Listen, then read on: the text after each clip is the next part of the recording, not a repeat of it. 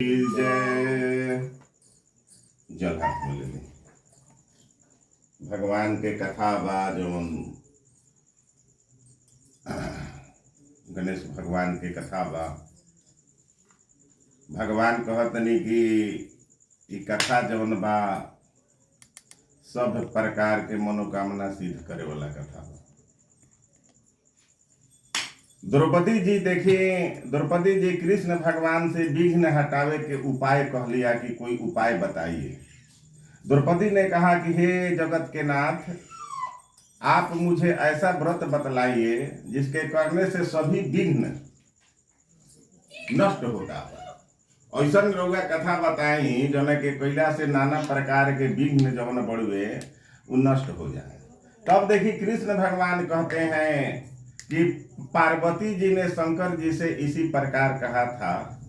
तब शंकर जी ने पार्वती जी से जो कहा था उसे ध्यान देकर सुनो। उस करक चतुर्थी नाम के व्रत को मैं कहता हूं सुनो, जो सब प्रकार के विघ्नों को हरण करने वाला है।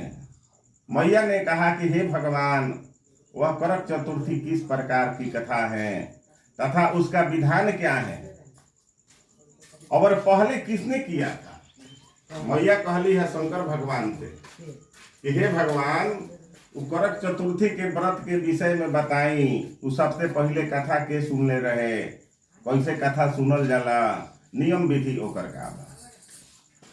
तब देखी शंकर भगवान कहत बानी कि हे माते, रत्न विभूषित चार चाह दीवारियों से घिरे, स्वर्ण तथा चांदी के भवन से भरे, विद्वान जनों से सुशोभित, लोगों को बस में करने वाली, दिव्य स्त्रियों से शोभ्यमान, जहाँ वेद ध्वनि हो रही हो, ऐसे स्वर्ग से भी मनोहर रमणीक इंद्र पुरुष दिल्ली शहर के एक वेद शर्मा नामक ज्ञानी उपरोहित रहता था। एगो देखी उपरोहित जी रहत रहे, उनका नाम रहे वेद शर्मा। पूजा पाठ जजमान घरे उहाँ के करावत रही, पूजा पाठ करके अपन घर के जवन बड़ुए देखत रहे। भगवान कहतनी कि उनकी स्त्री का नाम लीलावती था।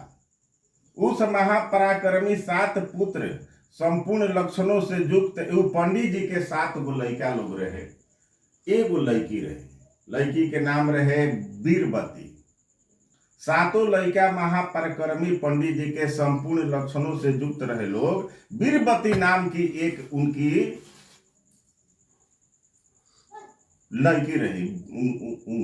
उसकी आंखें नील कमल के समान था, मुख चंद्रमा के समान था। उसके विवाह के जोग समय आ जाने पर वेद शर्मा नाम का एक वेद शास्त्र विद्वान ब्राह्मण को विवाह की विधि से उसे उपाय पूछा।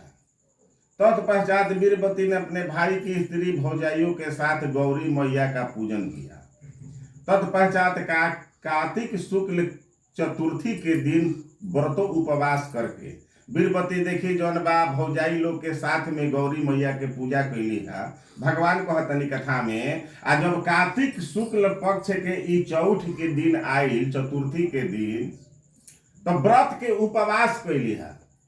साया काल में देखी स्नान करके भक्ति भाव से भगवान के पूजा करके बट वृक्ष के चित्र बना के वो बट वृक्ष के नीचे देखी शंकर भगवान, गणेश भगवान जी के, कार्तिक महाराज के, पार्वती जी के फोटो स्थापित हुए आज के दिन।